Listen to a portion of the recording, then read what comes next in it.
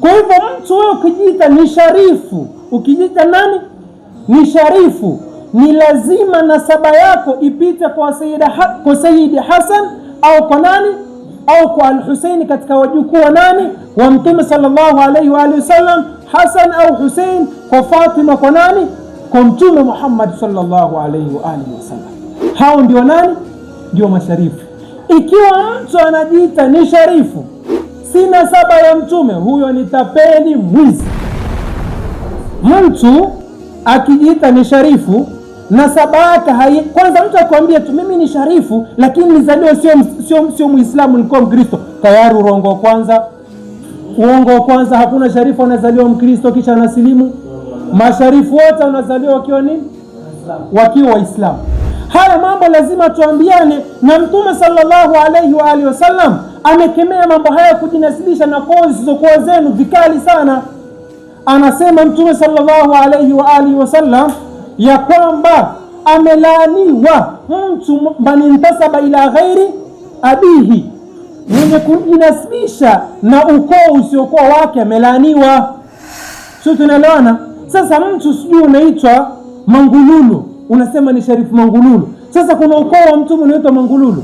Huko sio tunajua masharifu, utasikia si fulani Al-Ahdal, huu ukoo wa Mtume, si fulani Al-Bil, ukoo wa Mtume, si fulani Jamalul Layl, ukoo wa nani? Wa Mtume. Umesikia majina yenyewe wale, lakini ukisikia si Mangululu, jina kama dawa ya kienyeji. Tuko vizuri sana. Si maduda gani huko, alafu mtu anajiita nani? Sharifu, tapeli, mwizi. Kwa mfano mtu ukiwa tabibu mathalan kama mimi au kama ndugu yangu Sheikh Uthmani Michael, huwezi kufanya utabibu, dua yako haiwezi, yani watu hawezi kuja kwako kusomea ruqya mpaka ujiite sharifu. Ukiwa na dawa yako hawezi kufanya kazi mpaka uunde jina la utapeli sharifu. Mbona Sheikh Michael hapa hajiiti ni sharifu? Mbona hajiiti sharifu? Mbona watu wanakuja kusomea ruqya? Hata sasa hivi tunafanya darasa hapa, hakuna watu wamekuja hapa kuja kusomea ruqya. Toka asubuhi watu wanakuja kusomea ruqya hapa, wanakuja kuchukua dawa. Mbona hajajibandika jina la utapeli la sharifu? Hata unaitwa Michael, unaitwa Mlungulu, unaitwa Mdegani, wewe utakuwa vile vile mtabibu tu, watu watakuja kusomea, watafanikiwa. Lakini sasa watu wale ambao kama wanaounda majina haya kitapeli, huwa kwanza si matabibu, hawana ruqya usiku wala mchana. Sasa ili kutengeneza zugaring, kuwamagia watu mchanga wa macho, wanajiita Sheikh Sharifu. Huyu bwana alizaliwa akiwa anajua kila kitu, hizi dua zote amezaliwa akiwa anasoma dua. Muongo. Mwenyezi Mungu Subhanahu wa Ta'ala anasema katika Qur'ani, wallahu akhrajakum min butuni ummahatikum la ta'lamuna shay'a. Mwenyezi Mungu huyo anasema, Mwenyezi Mungu ndiye aliyewatoa katika matumbo ya mama zenu mkiwa hamjui kitu chochote. Hakuna mtu anayezaliwa akiwa anajua, hata manabii. Si Mwenyezi Mungu anasema kwenye Qur'ani kumwambia mtume wake, wa'allamaka ma lam takun ta'lam, amekufundisha yale ambayo kwamba ulikuwa hujui. Tuko vizuri sana. Mtume mwenyewe hajazaliwa akiwa na nini? Akiwa anajua. Wewe nani hata uzaliwa ukiwa na nini? Ukiwa unajua tu unasoma Qur'ani, anasoma dua, anadhini akiwa tumboni la mamake. Utapeli, wizi. Mwenyezi Mungu anasema hiyo ndio kanuni ya watu wote. Wallahu akhrajakum min butuni ummahatikum la ta'lamuna. Hakuna mtu anayezaliwa bwana anajua, isipokuwa yale ni kuna watoto mashallah wanazaliwa wakiwa magenius, yani wakiwa kitoto kianza kuongea tu kile unachokisomesha kinafanya kinihifadhi. Ile si usharifu wala nini, ni dhalika fadlullahi yutihi man yasha. Hiyo ni fadhila ya Allah ambayo kwamba yompa yule anayetaka. Huyo anaweza kuwa ni sharifu lakini boga kama ya hakuna, kila anachosomeshwa hakipandi, na ni sharifu na saba ya Mtume. Lakini huyu hana usharifu usiku wala wa mchana, lakini kila anachosomeshwa kinafanya kinakaa. Hii si usharifu. Kwani hakuna watoto wa kisharifu ambao kama majahili hawajui chochote? Hakuna. Wapo na wanakuja kusoma kwetu sisi ambao kama si masharifu tunawasomesha, na wao ni masharifu. Kwa hiyo usharifu ni nasaba. Usharifu labda si kipengele fulani. Anaweza kuwa sharifu lakini asiwe msomi, wala anaweza akawa sharifu lakini asiwe hata ni mcha Mungu, wala ana karama zozote kabisa, hana karama usiku wala mchana. Usharifu na mtu kuwa na karama ni vitu vile tofauti.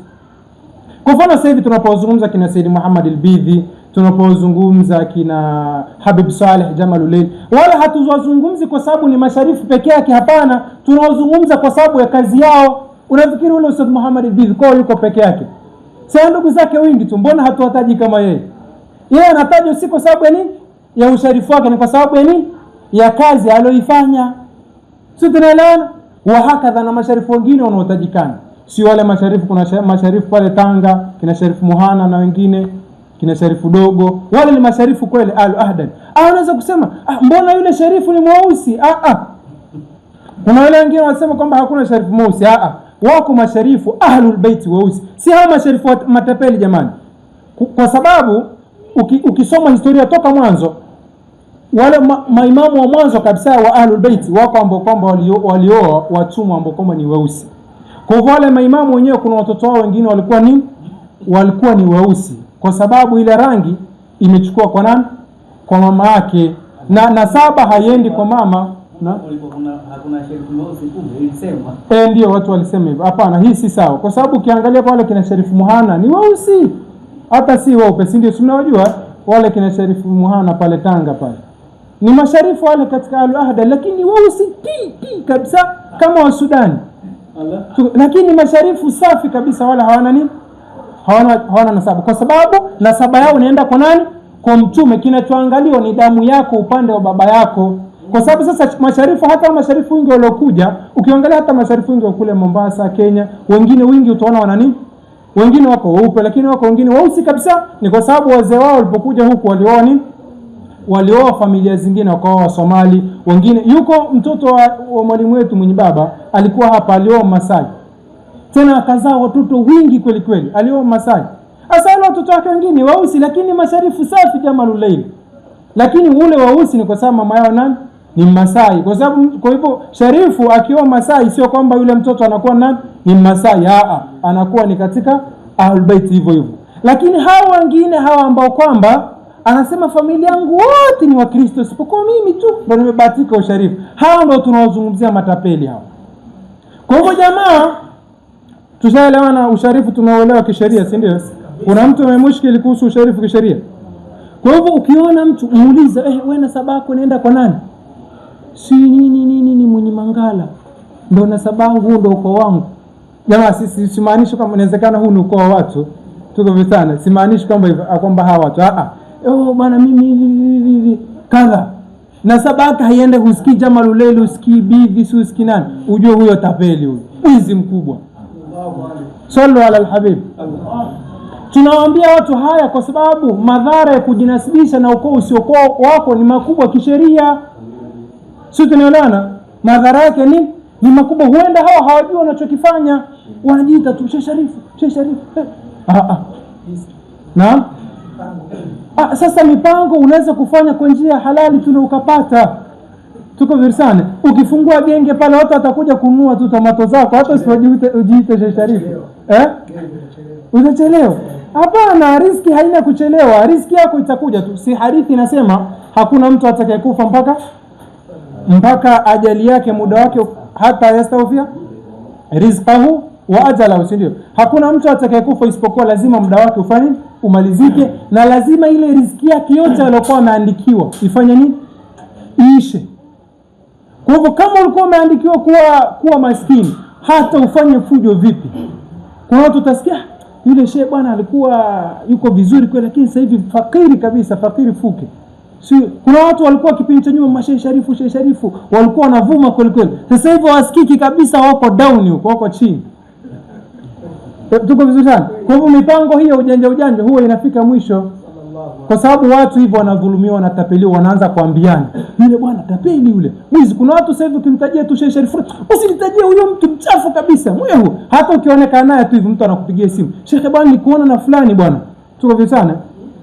Tahadhari naye tapeli. Mimi siku moja, kuna rafiki yangu mmoja ni Sheikh, Ramadhani kama miaka miwili iliyopita, nilienda nyumbani kwake jioni wakati wa sijaoa. Akaniambia bwana, leo tumealikwa sehemu iftari, kwa hiyo tutaenda huko wote pamoja. Nikamwambia sawa. Tukaingia garini kwake, tukaenda huko maeneo Kongoe si wapi. Tukaenda na ile gari. Tulipofika nikaanza kuona mibango njiani ina picha ya jamaa mmoja hivi, tapeli ajiite Sheikh Sharifu.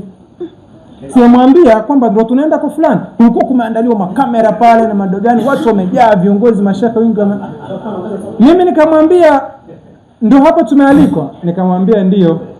Basi niliposhuka nikaangalia, nikaona kuna wanawake upande huu afu wanaume, nikamwambia bwana, mimi kwa protocol zangu mimi hapa hii sehemu kulingana na wanawake vile walivyo siwezi kuingia, kwa sababu mimi haya mambo nayakemea.